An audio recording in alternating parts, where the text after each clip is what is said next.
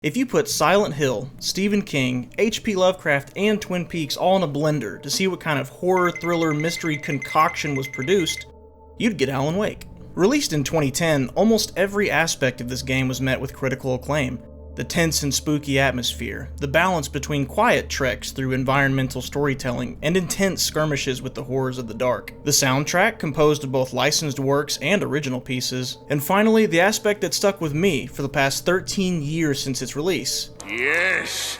Yes! Come to pop! The story. Remedy Entertainment pulled out all the stops when it came to crafting the world of Alan Wake. The narrative builds on itself with more and more webs of dark lore and mystery as it progresses. The developers are adamant the game isn't solely a horror game, and I'd agree. It's a near perfect combination of mystery, thriller, and horror all in one experience. So, in celebration of spooky season and the release of Alan Wake 2, I hope it doesn't suck! Let's take a trip to the small, unsuspecting town of Bright Falls and explore its dark, twisted secrets. So go ahead, grab yourself a snack, stock up on your product, place Energizer batteries for your flashlight, and whatever you do, keep the lights on.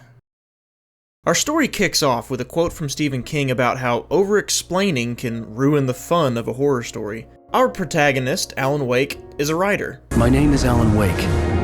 I'm a writer. He's the best-selling author of crime fiction novels starring the character Alex Casey, which is basically another version of the protagonist from Remedy's previous games, Max Payne. Alan has been experiencing writer's block for 2 years, unable to release any new works. When we first meet up with him, he's dreaming of a desperate attempt to reach a lighthouse. He can't remember why he needs to go there, only that it's urgent. He's driving way too fast to be attentive, and suddenly, I'd seen the hitchhiker too late. Alan laments over the body of the man he'd just run over, worried about going to jail and being separated from his wife when the car's headlights go out. He turns back to the body, only to see that it's disappeared.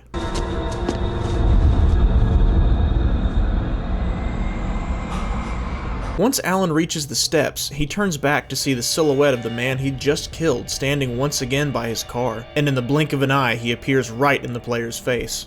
You don't even recognize me, do you, Ryder? Getting past this encounter, we see the hitchhiker explode into a cyclone of physical darkness and anger. As Alan nears the lighthouse, the whirlwind of darkness returns, stronger than before. Now it's throwing cars and other large objects at Alan, doing everything it can to keep him from reaching his destination. We finally make it inside, thank God. But like dreams do, this one comes to an abrupt end. The lighthouse loses power, and the darkness Evil Deads its way in to finally take Alan.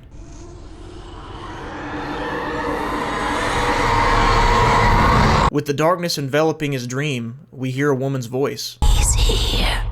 The dream segment comes to an end at the sound of Alan's wife, Alice's voice. She's woken him up to let him know they've finally arrived at their vacation destination, Bright Falls. The Wakes are traveling here to take a break from their life in New York City, and Alan couldn't be happier to get away from a world that constantly badgers him about when he'll write his next book. First order of business, pick up the key to the cabin we're renting from the landlord, Carl Stuckey, a local mechanic. Alan heads to the Oh Dear Diner to meet him, while Alice leaves to go find a better facial animation rendering. I'm looking for... Mr. Wake. Alan Wake. Oh, God! We also meet 2 retired rock stars, Tor and Odin. Another diner patron, Park Ranger Rusty, informs us that the Anderson brothers are actually escaped patients from a nearby psychiatric clinic who somehow got away, but their doctor's on his way over to pick them up and take them back. On our way back to the men's room, we see a lady, who definitely doesn't look like the log lady from Twin Peaks, clutching a lamp and peering into the dark hallway. Don't go in there, young man.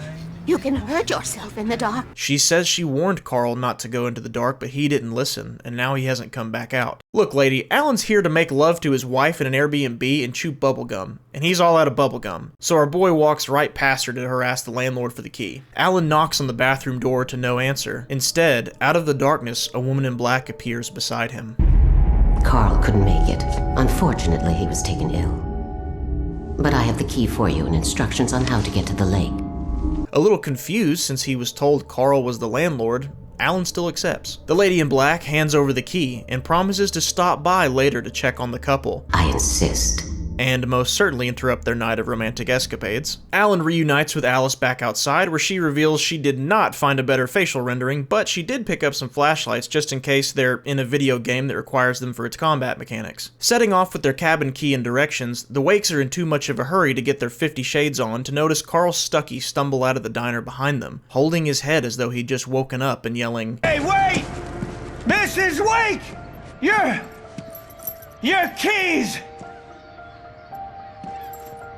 The Wakes arrive at Diver's Isle to settle into their cabin. As the sun starts to set, Alan reveals through narration that Alice has an intense fear of the dark, hence her side quest earlier to go get some flashlights. As we walk up, we get our first look at Chekhov's birds, inspired by Hitchcock's 1963 horror film, The Birds. This game is chock full of foreshadowing, and things that seem irrelevant at first almost always come into play in a more important way later. I'll stop using the Chekhov reference, but just know the writers of this game made dang sure to include things that foreshadow or serve a later purpose all over the place. This makes subsequent playthroughs that much more enjoyable, in my opinion. If you look around the cabin, you find a photograph of the dock outside with someone in a diver's suit standing on it and a box of books written by someone named Thomas Zane. On the way to turn on the generator, Alan spots a carving of 2 initials inside of a heart on a tree stump and says, "The island had once been the site for a love story. Maybe it would be that again." That's right, Alan. With that attitude, anything is possible. The power cable goes to that shed over there. Alright, not off to a great start, but the night is young. The sun begins to set. Alice calls to Alan from the upstairs bedroom, saying she has a surprise for him. This is it, boys. The hours of driving, paying the cabin's rent, paying the cleaning fees, they're all about to pay off. Go get her, Alan. Finally! Well, hello there. I'm not the surprise. It's in the study. Go take a look. Alan walks into the other room with a fresh set of blue balls to find Alice has brought him a typewriter. Surprise! Alice? What is this? She was hoping he'd start writing again while they were there. Her reason for suggesting they vacation in Bright Falls has become clear. The power starts to short. Take that. That's not... Alan? Alan? Enraged and betrayed, Alan ignores Alice's concerns over the lights going out and storms out of the cabin. While outside, the power finally gives out completely. Alice? Alice! Alice's screams start to sound less like someone afraid of the dark and more like someone being attacked. Alice? Alice? Frantic, Alan searches for her, only to find the outside railing broken. Peering down into the dark water, he sees what appears to be Alice sinking to the depths of the lake. Alan, being a much better man than me after the stunt she pulled, dives into the water after her without hesitation. The screen goes black. An unspecified amount of time passes, and we see Alan waking up behind the wheel of his crashed car with a wound to his head. In the back of the car is the book The Creator's Dilemma by Dr. Emil Hartmann, the psychologist Alice had wanted Alan to see. Alan can see the lights of a nearby gas station and decides to head towards it. On the way, a bright flashing light briefly appears, and pieces of paper with writing on them land on the ground. Upon inspection of these pieces of paper, they're manuscript pages for a book called Departure, with Alan Wake named as the author. Alan has zero memory of ever writing these pages or this story, but he knows that's what he wanted to name his next book. Throughout the game, Alan will find these collectible pages and be able to read them. They're basically what you'd likely read if this entire game were a novel. They provide foreshadowing of events to come and descriptions of events Alan is not present for in order to add backstory and characterization. Alan has to pass through the lumberyard to get to the gas station. Upon arrival, he sees the landlord, Carl Stuckey, pulling an axe out of a corpse and looking just like the possessed hitchhiker from his dream. Carl Stuckey. Pleased to meet you. Carl Stuckey chases Alan into a nearby shed and gives us a nice Shining reference as he slams the axe into the door. Alan finds a revolver. During your trying Alan is forced to fight off members of the lumberyard workers who also have what appears to be darkness spilling from them like ink and water. Alan is able to defeat them, first light, then lead. Stuckey, who's been stalking us this whole time, finally reveals himself for a fight. He's extremely fast, but once you're finally able to hit him with enough light, he's no match for your newly acquired shotgun.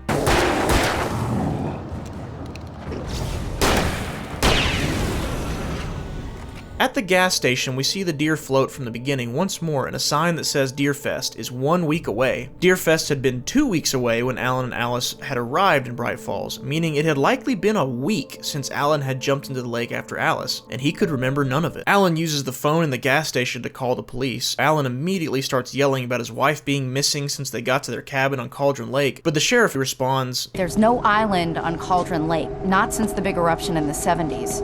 Alan agrees to go with her to the police station if he can show her the cabin they were staying at first. She agrees, and they drive to the lake. The sheriff had been telling the truth. There is no cabin on Cauldron Lake.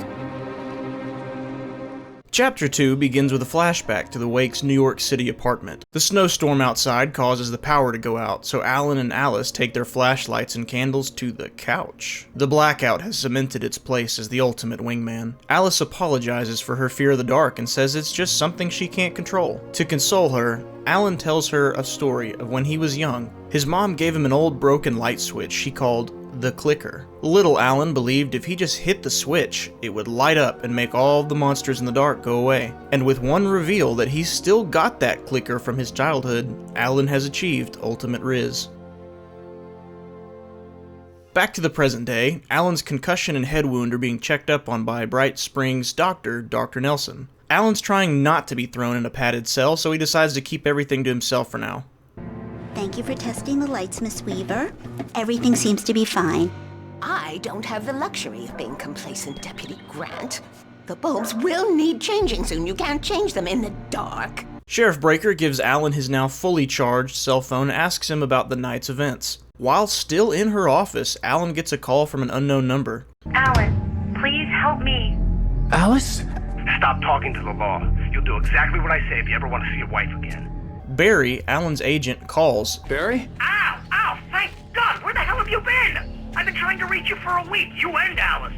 I've been worried sick. I flew out yesterday. I'm here in Bright Falls. On his way to the front exit, Alan runs into Dr. Emil Hartman, the psychiatrist who convinced Alice to bring Alan to Bright Falls in the first place, so that he might check into his clinic. Alan decks him right in front of the sheriff. Sure, being locked up for saying you defended yourself from possessed people the night before is bad, but being locked up for assault in broad daylight, that is A-okay. Amidst the scuffle, we finally get our first proper introduction to the true protagonist of this story. Nobody move! Get your hands off of my client! Who are you? I'm Barry Wheeler, his agent. That was a joke, not a spoiler, I promise. Alan and Barry leave to go rent a cabin in the national park, putting them right in the vicinity of Lover's Peak, where the kidnapper wants to meet with Alan. Barry does not believe Alan, but he's extremely interested in hearing that his client has finally written something after 2 years of writer's block. Outside, Rusty is tending to a hurt good boy and warns us about someone in the park setting illegal bear traps in the area, and gives Alan a key to one of the cabins for the night, along with directions on how to get to Lover's Peak. Just follow the paths, you'll get to it eventually.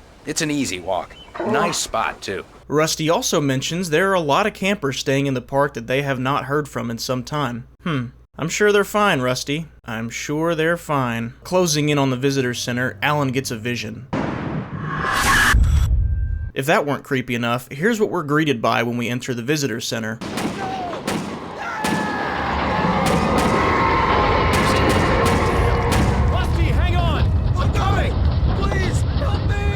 Something is knocking over trees and demolishing buildings. Something powerful. Inside, we find Rusty. Oh, hell. It happened. Just the way it was on that page. Rusty begs us to get the lights back on and gives Alan the key to the office. Arriving at the breaker box, we discover someone slammed an axe straight through it, ensuring the power will stay off. It was a diversion.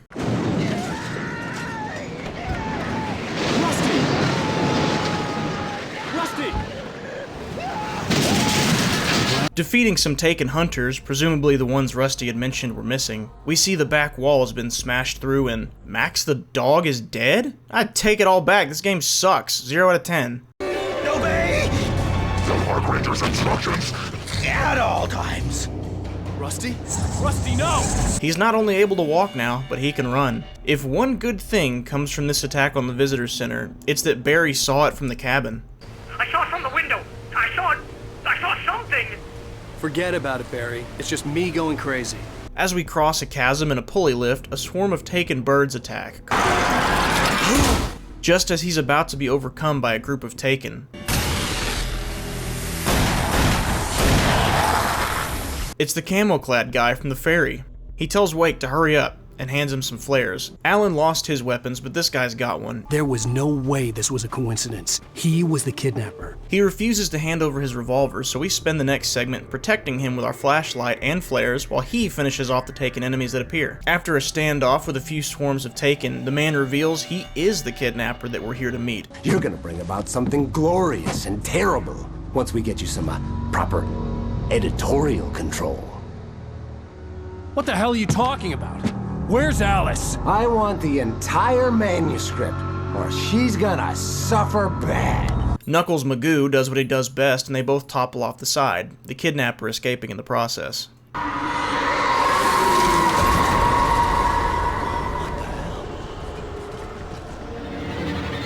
Moving through a mill, we learn that the police are already investigating the disappearance of all the lumberyard workers from the night before, and we get a heads up that the birds are going to attack Barry while he's still hiding in the cabin. In line with the page we found, Barry calls and says, "Ow! The porch is covered with birds. They've got all Hitchcock on me." Stay out of sight. I'm on my way. Don't open the door. The kidnapper calls once more. I don't... Listen. I'm gonna need time to finish it. I still need to write the ending. I need... a week. It's not done? I need a week. 2 days. The old Bright Falls coal mine is nearby. You can find it easy, city boy. The main building, there at noon. You bring the manuscript, you'll get your wife. If not, well, get me. We arrive at the cabin and see that Barry's fears were well founded. Hundreds of birds are flying around, and the player is forced to use flares, the flare gun, and the flashlight to drive off multiple flocks of them. The birds defeated, Alan and Barry reunite in the cabin. Hey, Al. I'm sorry for thinking you were having a psychotic episode, man.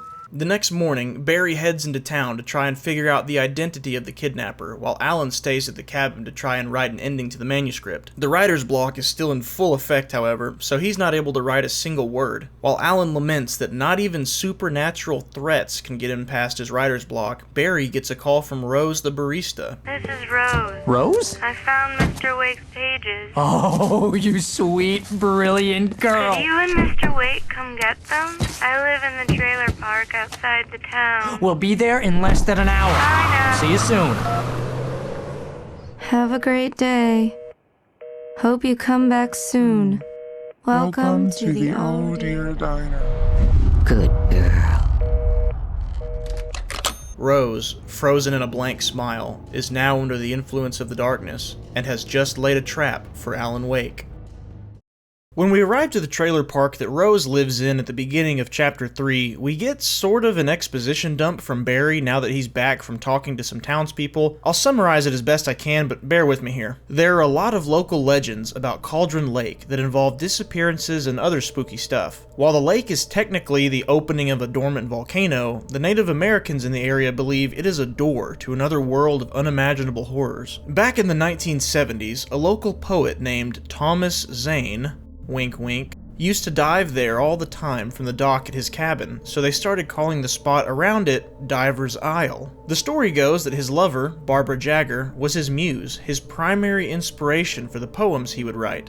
Hence the carving of the initials TZ and BJ on the tree stump we saw in Chapter 1 behind the cabin. One day, Barbara drowned in the lake during a swim, and her body was never recovered. This was odd though, because Barbara, who was 25 at the time, was known to be a good swimmer. A week later, the volcano under the lake erupted, causing Thomas's cabin and Diver's Isle to sink and flood some nearby mining tunnels. Tom was never seen again, and presumed to have died in the eruption. Now the locals tell stories of the scratching hag, Barbara Jagger, now appearing as an old lady in black funeral garb that haunts the woods and scares children in the dark. Oddly enough, although the locals think of Tom as a famous poet, there's not any record of his works or disappearance in Bright Falls anywhere, except for some articles written by a Cynthia Weaver. Miss Weaver is now known as the Lamp Lady, cautioning everyone in town to keep the lights on at all times. Maybe she's onto something. Welcome to... Oh dear, Mr. Wake. I'm so glad you're here. Rose, you have my manuscript? Oh yes. Yes. Please, come in. She offers them some coffee and they oblige. Hey, Al. Al, what's... Oh. Barry! Rose has apparently spiked their coffee with some of the good stuff, and as Alan fades from consciousness, Rose smiles on. Alan enters a dreamlike state surrounded by darkness. It's coming for you, hiding in my barber's skin. I'm too weak to stop it. You must turn the lights on. This is the voice of Thomas Zane. Right on cue, the dark presence appears in the likeness of Barbara Jagger and tells Alan, "You must finish what you started." Alan wakes up. Back to work, boy. Rising from Rose's bed, we see she wasn't kidding. She really is an Alan Wake superfan. On the way out, Alan passes by the still unconscious Barry, and Rose, who's still in a catatonic state, rocking herself on the floor. You're right. I deserve more money. I'm so handsome. Welcome to the Oh Dear Diner. What can I get you today? Coffee? Alan's been unconscious for a whole day and now only has 12 hours until the next meeting with Alice's kidnapper. As we get to the parking lot, we see red and blue lights. The landlord has called the police. FBI agent Nightingale, an absolutely cartoonish, over-the-top caricature of a bloodthirsty bad cop, rolls up and immediately starts taking shots at Alan. This is Agent Nightingale, FBI! Get him up, Hemingway! You're under arrest! You move a muscle, I'll unload right in your face! Stay right where you are, Slade! When the sheriff asks why the FBI is even after Alan Wake, his only answer is federal business. The police, under Nightingale's command, are after Alan. We're forced to sprint through the woods, dodging gunfire and flashlight beams wherever we can. But if one force chasing us isn't enough, trees start to crackle. A very ominous scene unfolds beneath Alan while he's on a path. The police are shooting up flares for visibility, and you can see their flashlights moving between all the foliage. The darkness roars, and some of the officers start to scream.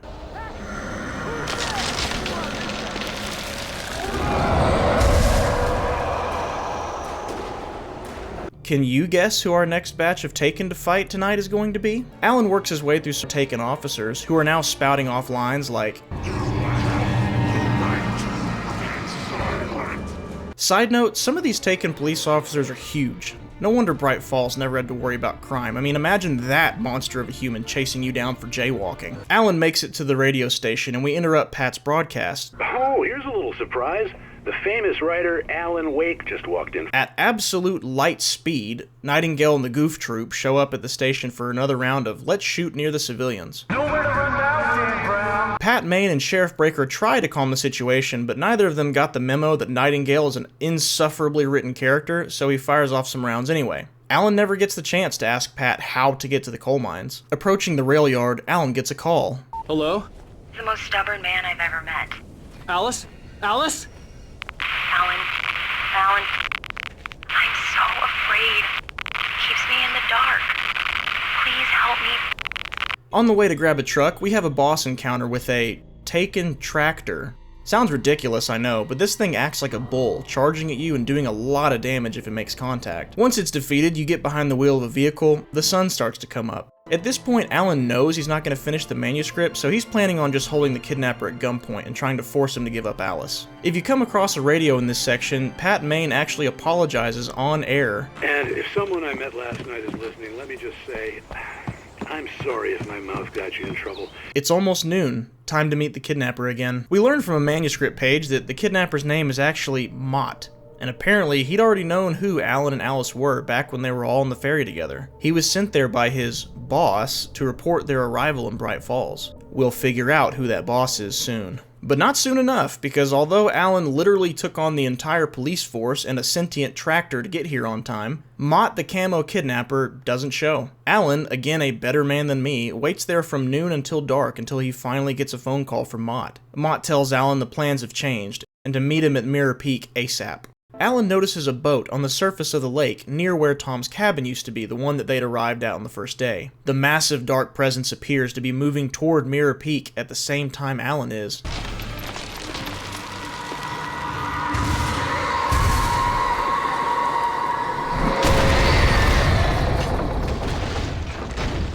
Shit. It beats him there, and we overhear Mott the kidnapper screaming for mercy. Sorry, please, wait! The boss didn't know who he was messing with. I didn't know. I swear I didn't know. We don't have his wife. We don't know where she is. She's probably drowned. We just said we had her to make a play ball. You see? They got him writing for us. Alan overhears this bombshell and approaches Mott, who is visibly shaken and cowering on the ground. Just then, the image of Barbara Jagger flashes in front of Alan, and Mott is swept up into the air. The sound of Mott's bones crunching and his body being torn can be heard. Alan gets picked up as well, but at the last second lights a flare, so the darkness drops him down into the lake below. From under the surface, Alan sees the boat he'd noticed earlier, and a hand reach down into the water toward him. Here comes Chapter 4, where Remedy decided to totally screw with our heads. Alan awakens again, but this time to Dr. Emil Hartman standing over him. Hartman says he needs to calm down. You're a patient at my clinic. Have been for a while now. The shock of your wife's death triggered a mental illness. No, you lie. You're suffering from various symptoms of undifferentiated schizophrenia. Fully awakening sometime later, we see we're in one of the rooms at Hartman's psychiatric clinic lodge. The door is locked, an IV sits next to the bed, and there's a typewriter placed on the desk in the corner. It doesn't look like Alan's written anything though, as all of the pages on the desk are blank. Dr. Hartman enters the room, and with his orderly as backup. Apparently Alan has been a difficult patient and has resisted most forms of treatment. Under threat of being sedated again, Alan joins Hartman on a tour of the clinic. I specialize in treating artists. I bet you do. He explains to Alan that Alice died when she fell into the water at Cauldron Lake. Her death by drowning sent Alan into a mental health spiral that has caused him to hallucinate and see his dreams as reality. He refused to accept his wife's death, instead choosing to believe that supernatural forces were keeping her prisoner. Hartman continues to say that so far, no one in Bright Springs has actually died except for Alice. Everything following her drowning has all been Alan's false reality. Carl Stuckey, Barbara Jagger, Mott the Kidnapper, the Bright Falls police force, all of it. My rheumatism's killing me. Hartman reminds us of who these two were. They led a rock band in the 70s and 80s called the Old Gods of Asgard and adopted the names Thor and Odin to fit the Viking persona. Thor's always got some form of hammer with him, and Odin may or may not have pulled out one of his own eyes to look like Odin from Norse mythology. An unexpected storm starts to roll in, so Dr. Hartman leaves to go make sure the power supply is ready for it. Before he goes, he encourages Alan to go back to his room and start writing again. The moment he walks out of the door, I'd like to bash his head in with a hammer. They say that Dr. Hartman always tries to fish out their secrets by getting them to write more music, but they don't give him the satisfaction. They don't call Alan Alan though, they call him Tom and Zane, obviously mistaking him for Thomas Zane the poet. They keep insisting they were huge rock stars, but Alan's never heard of them. The brothers are clearly too hopped up on Hartman's prescriptions to go into detail. Put it all down, lest we forget. A crash course. All you need to know to get your head right. You need to find the message. Odin shows us that he smuggled in a manuscript page in his jacket, probably from their most recent adventure sneaking out of the lodge, and hands it over to Alan. The page describes Thomas Zane being afraid of what he wrote when his poems started to happen in real life, but his assistant, Emil, kept him writing. According to this page, Dr. Hartman was Thomas Zane's assistant.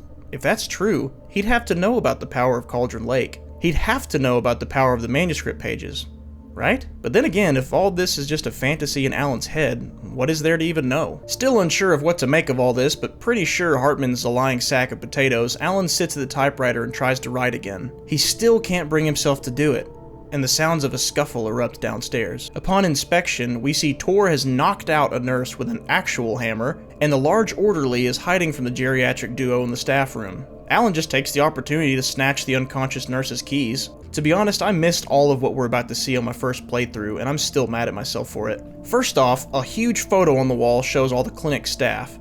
And who is front and center? Our camo-clad, frat candle-inhaling fake kidnapper himself, Mott. He did have a boss, it turns out, and his boss was Dr. Emil Hartman. But the biggest bombshell discovery here comes from the tape recorder on the table. One of the tapes is labeled Alice Wake.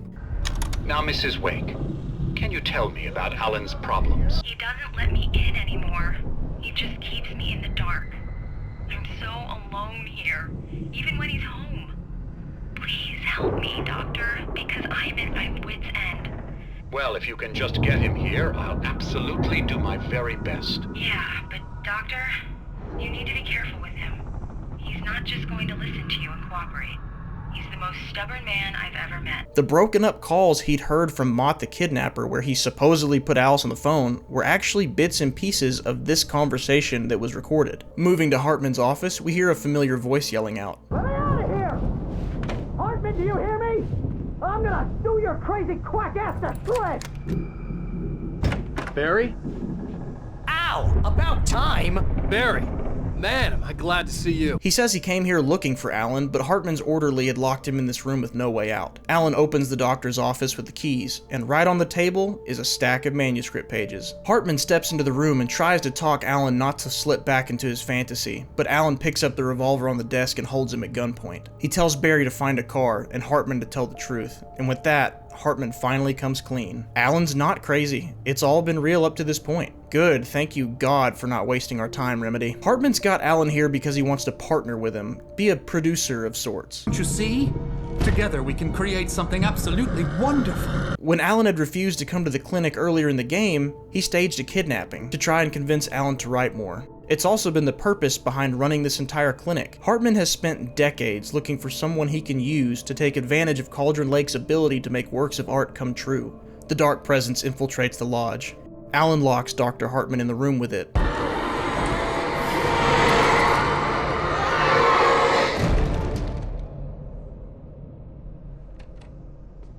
He smiles as Hartman's screams go quiet. Physical darkness is manifesting throughout the lodge, blocking off exits and possessing objects. Outside, the darkness can be seen completely enveloping the lodge by this point, searching every inch of it for Alan. Oh God! Look at the house, Al!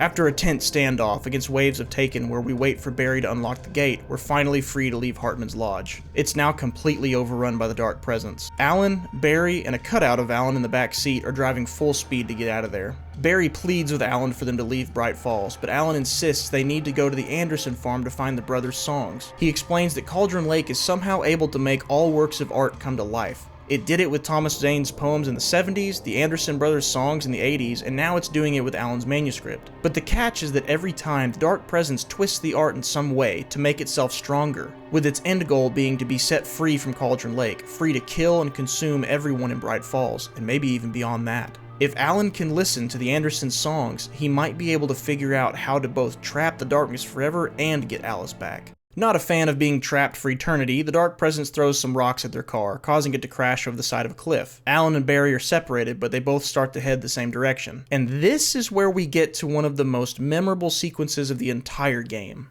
So far, Remedy has told us that the Anderson brothers were rock stars. We've heard about it a couple of times, we've read about it in some manuscripts, but so far we haven't seen anything to back that up. Remedy could have been content just doing that, but oh no. They sent us to the Anderson farm, and they're going to show us just what kind of rock stars the old Gods of Asgard really were. Approaching a giant stage in the middle of the farm, we see Barry get surrounded by a group of Taken. Just as they're about to deliver the final blow, a bolt of lightning strikes the top of the stage, and the giant fire-breathing dragon stage piece activates, setting the Taken aflame and saving Barry in the last second.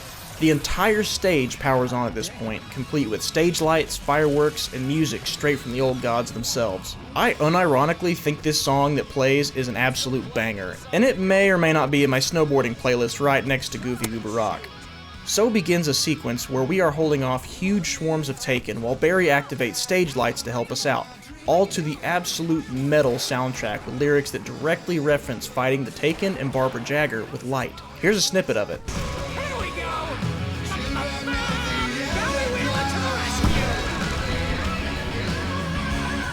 The whole segment gives off massive Eddie shredding Metallica in the Upside Down vibes. The metal gets so out of hand, a nearby shed explodes, opening a path for you to the farmhouse. That was awesome!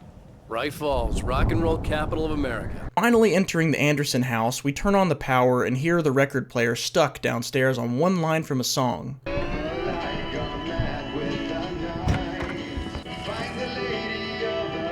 Can you hear that, Al? Music? Uncatching it gives us the following lyrics.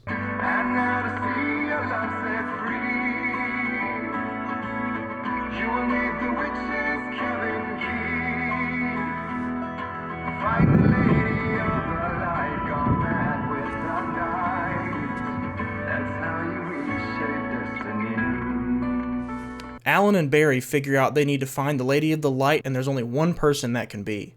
Cynthia Weaver, the lamp lady. They decide to wait until morning to leave, and since they have some hours to kill, they do the sensible thing and dig into a couple of bottles of that old Anderson Brothers moonshine. Little do they know, an ingredient to the moonshine is unfiltered water from Cauldron Lake itself, and after they both slip into a booze snooze, Alan is sent back to Diver's Isle in his mind. The moonshine's giving him an out-of-body experience, and we're about to finally witness what happened the night Alice went missing. After Alan jumped into the black water, he re-emerged on the dock. He couldn't find Alice. While he's in big baby sad mode, Barbara Jagger approaches him.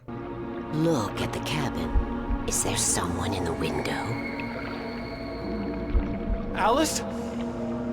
Maybe she didn't drown after all. Maybe she's inside. Alice! Yes. She must be here somewhere. Maybe upstairs in the study. Alice! Yes, that's where she is. You can apologize. Alice! Upon entering the study with Alice nowhere to be seen, Jagger does a 180 and tells Alan, She's not here. You were foolish to think so.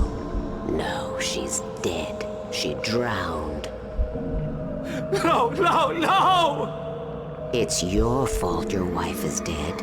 You are guilty. All she wanted was to help you right. You killed her. Big baby sad re-engaged. But fret not, she tells Alan. Cauldron Lake is a special place. Here, you have the power to change things. If you ever want to see her again, you'll have to write her back, and you're going to have to do as I say if you want it to work properly. Going into a zombified state, Alan agrees and begins to write. For a full week, Alan is trapped here, writing for Jagger the manuscript pages we've been finding all over the place.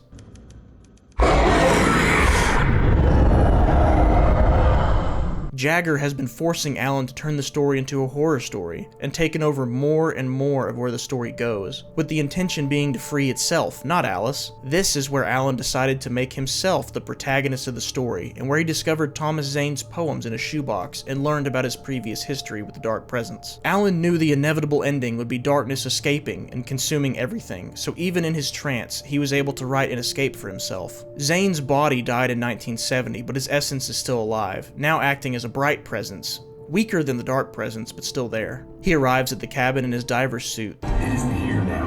I'm here because it was written. I brought the light to set you free. We already knew that Thomas Zane has been the voice from the light, but now we know he's also responsible for scattering the manuscript pages around Bright Falls for people and Alan to find. His light allows Alan a brief moment of sanity, and Alan uses it to escape. While Zane grabs the manuscript pages, the Dark Presence senses what is happening and returns, only to find Alan already gone. It attacks Zane,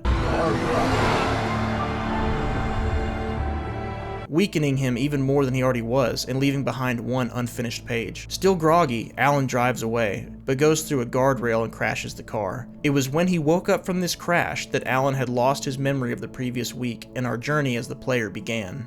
I wrote it. It's my fault. That's right, James Joyce. It's your fault, and you're gonna pay for it. Time-lapsing into the next night, Deerfest has begun, and with such a big influx of people coming to the town to celebrate, you know the Dark Presence is just thinking, Looks like meat's back on the menu, boys! Meanwhile, Alan and Barry are hung over in a jail cell at the sheriff's station. Oh, I am never drinking again. Sheriff Breaker and Agent Nightingale, who is holding Alan's manuscript, walks up to the cell, still arguing with each other. The sheriff actually has 2 brain cells to rub together, so she's figured out he's not there on official business. The power goes out, and Wake keels over having a vision of Alice stuck in the dark place. The sheriff enters the cell to check on him, and, as expected, Agent Goob pulls his gun and starts to accuse Alan of faking it. Get back in the cell, Stephen King! The only way you're leaving this place is over my dead... Wait a minute.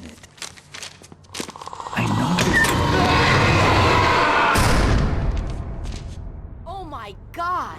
So yes, this antagonist just got Supreme Leader Snoked, being ripped out of the story before actually making enough of a difference to it, but oh well, at least the most obnoxious character is out of our hair for now. Sheriff Breaker turns on the, breaker, and gives us our weapons and flashlight back. Here are your things. Wake, what do I need to know? What do you need from me? They can be hurt in the light, only in the light, and I need to find Cynthia Weaver.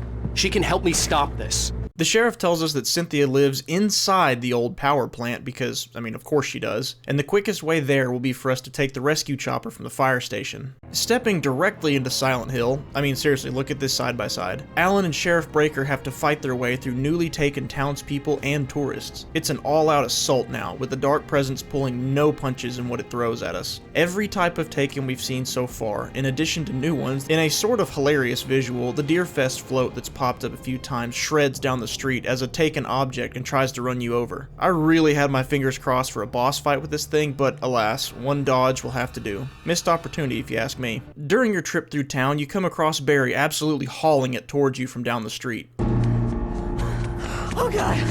Oh god! The Dark Presence is hot on his tail, hurling vehicles around him and trapping him inside the general store. Did you call 911? It's Barry, fully decked out in Christmas lights with a headlamp on his forehead. What are the Christmas lights for? Protection, man! Like garlic against vampires? The trio finally make it to the fire station and work on starting up the rescue chopper.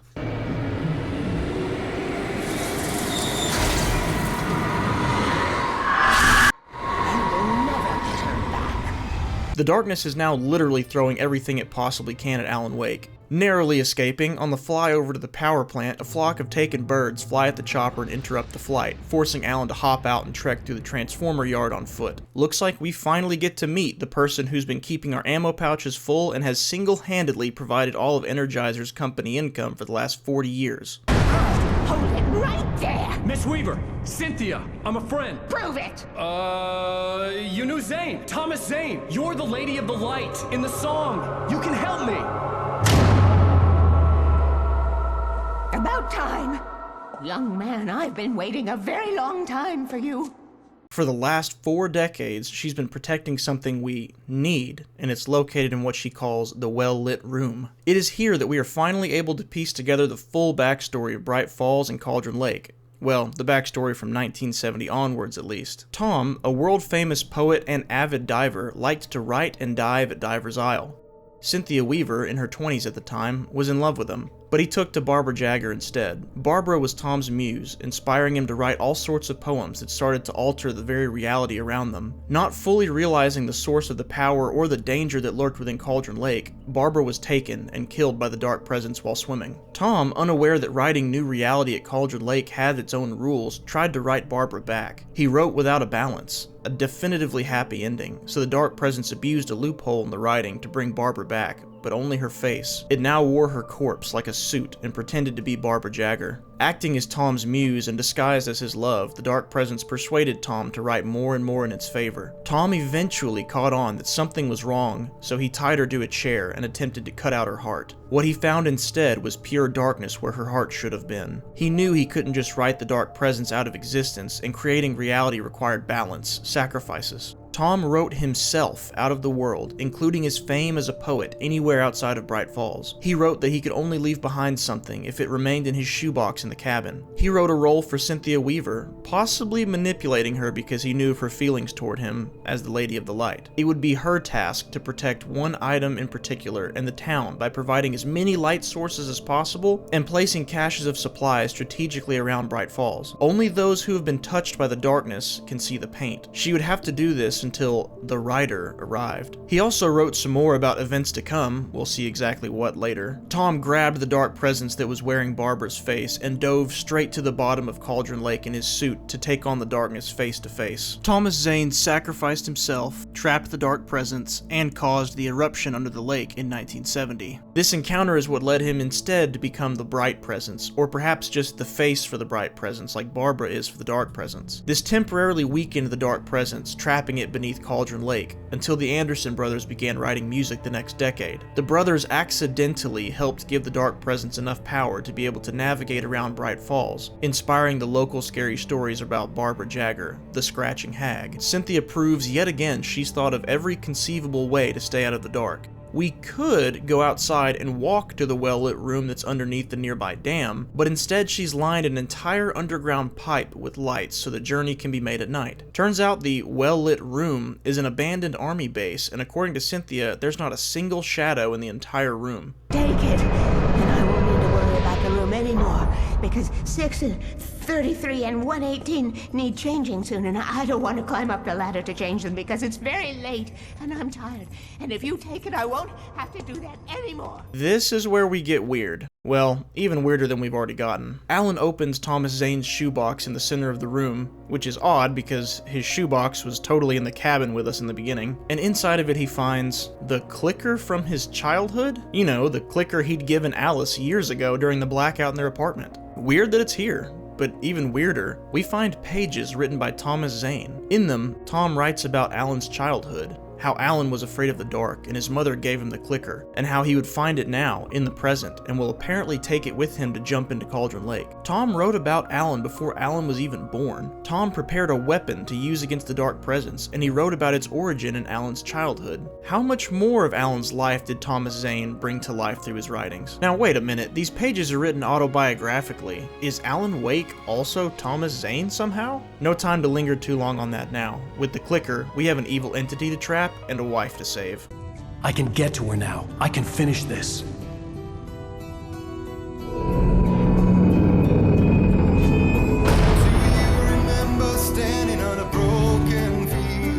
The page written by Tom said Alan takes the clicker to the lake, so Alan insists he's going to do this, and he's going to go alone. Barry gives Alan a tearful goodbye. No ending has been written to this story yet, and now that Alan has the clicker, the dark presence wants him dead, not captured, so all bets are off on what it will throw at him. Alan clicks the clicker, but doesn't see any immediate effect. Until he goes outside anyway. It's now daytime, seemingly instantaneously. Better to not ask questions and just take advantage of the light. We drive along the still gorgeous view of the Pacific Northwest until we come to a tunnel. Of course, the inside is dark and some stopped cars block our way, so Alan goes on foot. In the middle of the tunnel, a vision of the dark presence holding Alice invades his mind, and he hears its voice. I will kill your wife. Just like it had immediately turned to day, it was now nighttime again. Now it's a race against the clock to get back to Cauldron Lake before the Dark Presence does. If you thought the Dark Presence was pissed during the fight downtown, it's going all out now. It begins pulling different items that have been swallowed by Cauldron Lake over time and just chunking them through the air. A boat here, a train there.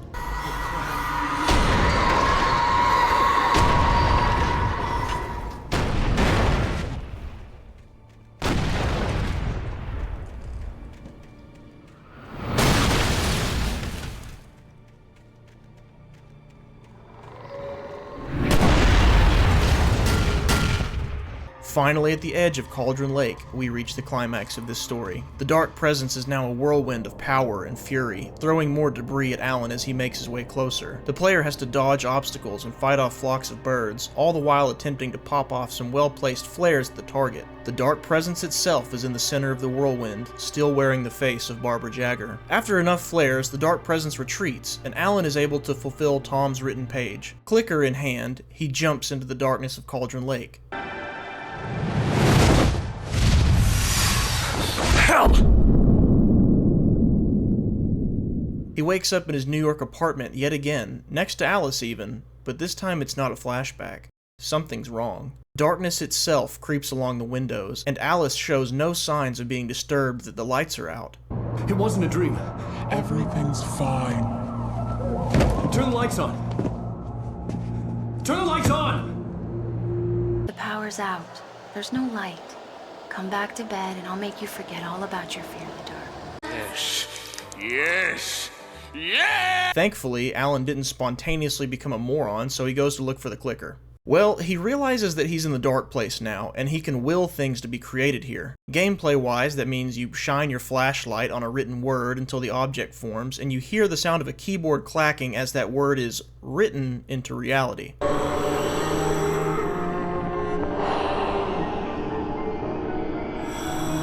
He picks up the clicker and the illusion of the apartment fades away. Thomas Zane in his diver's suit appears once more and tells Alan he must make his way to the cabin to where the Dark Presence is and fill its heart with light. We're now going to see what has been the cause of a ton of speculation about where the sequel's going to go. A perfect doppelganger of Alan has appeared, smiling with a suspicious looking grin. Tom tells us not to worry. Don't mind him, he's Mr. Scratch. Your friends will meet him when you're gone. And Mr. Scratch disappears, still smiling. Alan moves forward, willing different objects to become reality. I'm leaving you. What? I'm leaving you, Alan. I met someone. I'm in love with someone else. Alan insists this conversation never happened, but presses forward to the cabin. Approaching the door, we hear the sounds of Thomas Zane cutting out Barbara Jagger's heart. Only this time, Thomas Zane's voice sounds like Alan's. To be good. Please, untie me, you naughty boy. I will help you write your masterpiece. I will love you forever. No, you're not Barbara Jagger. I made a terrible mistake. I should have never written you back. You came back wrong. Your heart is filled with darkness. Put that knife away, Thomas. Put it down. Heart's filled with darkness. Cut it out. I'll take you back to the depths you paid for.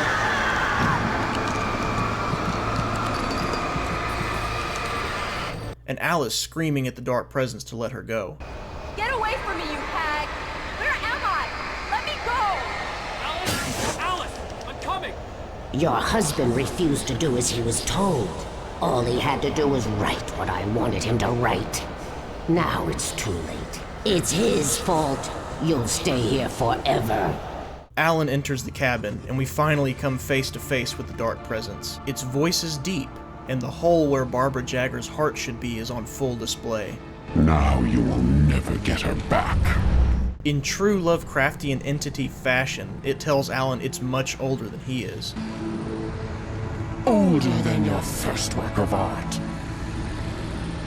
I will find a new face to wear. Someone else to dream me free. Alan shoves the clicker inside the opening in its chest and presses the button.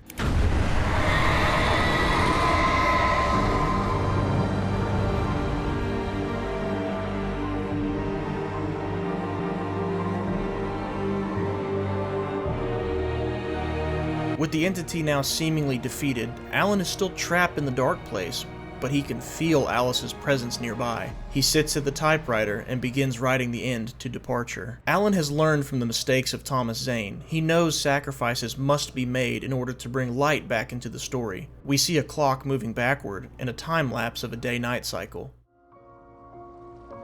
Alice Wake comes to underneath the surface of the lake and swims to the shore. Scared and alone, it's unclear if she remembers being trapped in the dark place. She screams out for Alan, but receives no reply.